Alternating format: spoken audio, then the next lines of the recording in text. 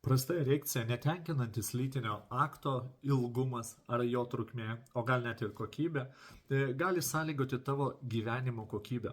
Tačiau ar tu žinai, kad tai yra labai paprasta ir labai lengvai paaiškinama priežastis, kodėl taip ir vyksta?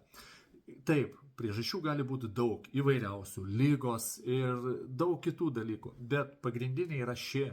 Pasidalink su draugu, kad ir jisai sužinotų. Ir jeigu kils klausimų, parašyk man į telegramą, aš būtinai atsakysiu ir patarsiu, ką padaryti, kad taip nebūtų. Taigi, grįžtam.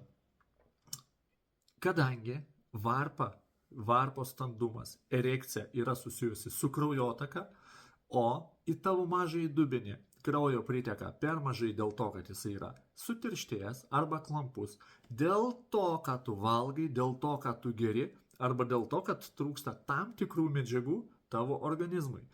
Todėl, kad kraujas nepriteka ten, kur jam reikia, arba tavo arterijos prinešusios kraujo, o venos nesulaiko, nesusispaudžia iki reikiamo mažumo, kraujas išteka.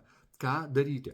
O čia kitas klausimas. Todėl parašyk man ir aš tau mielai pasakysiu, susitvarkysi per keletą mėnesių, galbūt per keletą savaičių. Todėl nelauk. Tavo erekcija šiais gyvatės metais turi būti kieta kaip smauglys.